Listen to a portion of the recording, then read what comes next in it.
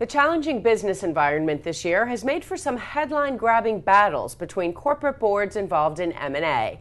Many lawyers are now working on year-end proxy statements. They need to know how to best characterize these rifts for shareholders. Joining us now with more on the topic is Ellie Raisin, Editor-in-Chief of Westlaw Business Currents, a publication of Thomson Reuters. So, Ellie, what are some of the biggest trends you're seeing now regarding these battles?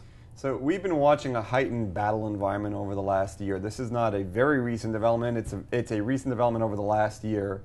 And we've seen several things. One of the most noteworthy is that not only are they looking to do full takeovers in certain cases, but very broadly, there are what are called short slates, which are minority board positions.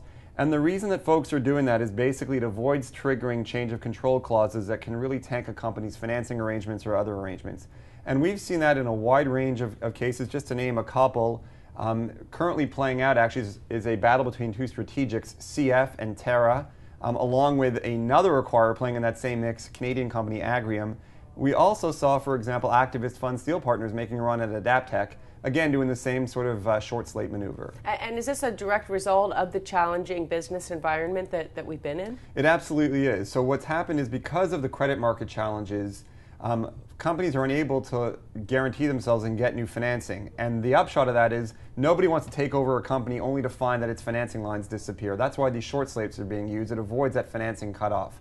At the same time, what you're seeing is funds are simply more active. They think they can run that business better than the current board is, and so they're interested in putting their own folks in place on that board to run that business. So it's absolutely a reflection of what's going on today.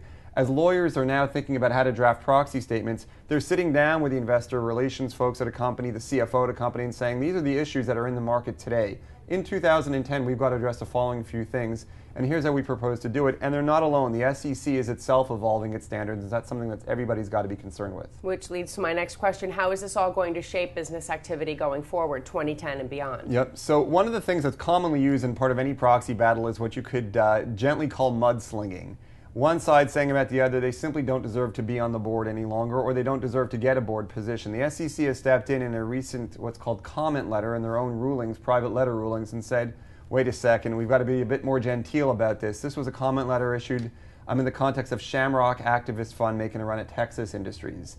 And the SEC said, you can't do exactly what you're trying to do. Your proxy needs to be worded differently, in other words. And companies now looking at making a run or protecting themselves against that run need to keep that in mind. What are some of the key things that an activist investor, as well as company executives, need to keep in mind if a run for a company is made? So there are several things that need to be considered, of course, that company and its industry, its finances. But in addition to that, the guys making the run and the guys on defense from that run need to think about really two things. One is, what are the legal structures in place at that company? In other words, are there anti-takeover protections?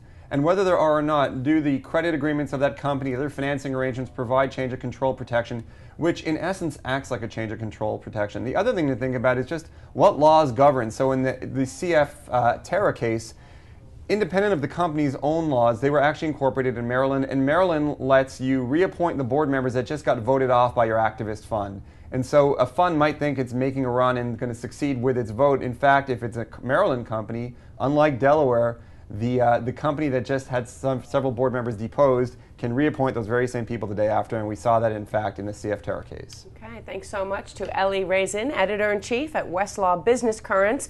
The full text of the article is available by clicking the Related Documents tab below. This is Reuters.